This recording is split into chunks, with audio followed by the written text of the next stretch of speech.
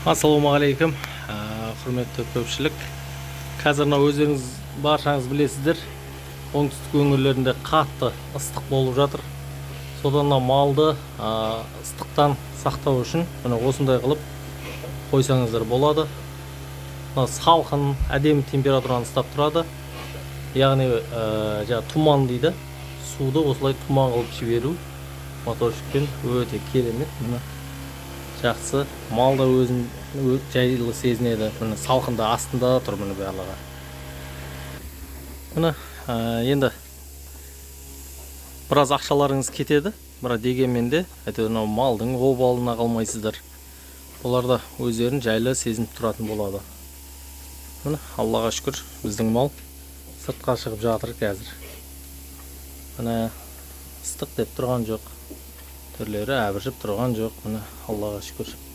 Мыналар мына жаққа қарай салқын ұрып жатыр ішке. Сол ішке кіріп алып тұр. Әбіреулері ойнап жүр. Өте жақсы, эффектісі. Осылай тұман қылып қойып қойсаңыздар, осы оң шешімі. Өте салқын, бір қалыпты температураны ұстап тұрады қорада. Малдарыңыз әбіржімейді. Мына жақты мен әдейі ашып қойғам. Қазір о жақ деген керемет салқын ұрып тұр. Мыналардың нелері барып, ажаға салқын ұрып жатыр. Мысалы үшін қазір мен қасында тұрмын ғой. Тойхана, кафелерге барсаңыз да, летний кафелерде салқын ұрып тұрады ғой. Дәл сол сияқты болып, бұның да салқыны тиеді. Сіздерге аз да болса өзіміздің тәжірибемен бөліссек, көмегіміз тисе қуаныштымыз.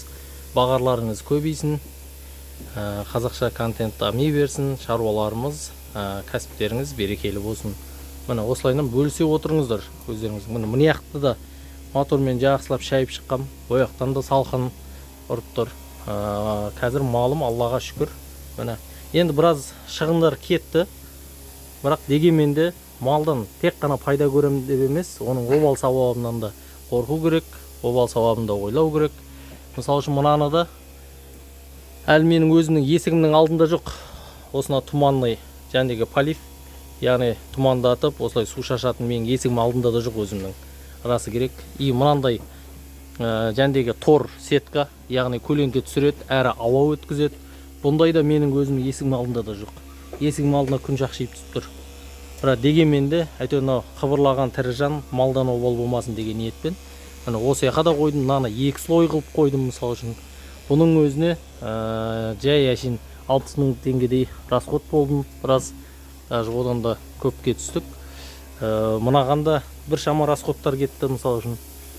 Мына поливкеде қазір арғы қора, бергі қора барлығына осылай қойып шықтым. Енді екінші қатар тағы да қоямын деп жатырмын, Алла нәсіп қылса. Зато малдарыңыз салқында, көрдіңіздер ма, зато жылы қораға ішке қарай кіріп алған. Себебі ар жақта мен крышаны ашып қойғам. Қазір қарасаңыздар, қораның арғы несіне мен крышаны ашып қойғам. Сол жерден ауа циркуляция айналып жатыр. Мынадан салқын барады. Ішке қарай жоғары қарай тартып кетеді. Ар жағы негізі кесек, мынау деген сияқты лишний дүниелерді жинап қоятын жақ. Сонда мынадан көріп тұрсаңыздар, мынаның несі қораға ішке қарай салқын ұрады.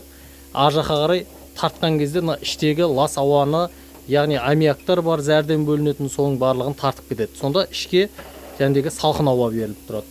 Мал әбіржімейді.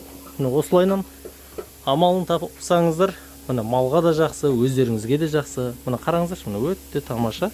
Зато кәдімгідей мына жерде далаға шықсаңыздар, қазір бізде 47 градусты көрсетіп тұр. Өзіміздің жәндегі немен термометрмен біз өлшедік.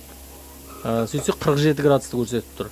Ал мына іште адам терлемейді, кәдімгі қоңырқай салқын. Сондай погода болып тұр қазір неде, қораның ішінде. Айтпесе мына далада деген күн жанып тұр қазір. Кәсіптеріңіз берекелі болсын. Осылай жақсы нелеріңіз болса, сіздерге пайдамыз тисе, қуаныштымыз. Одан қазір тағы айта кетейін. Мына ішкі қорама, о жаққа вентилятор қойғам. Мына ішкі қораға вентилятор қойғам. Ол вентилятордан, мысалы үшін, омен де ауа айналады, циркуляция болады. Сонда жәндегі іште сасық иіс, аммиак көп бола бермейді.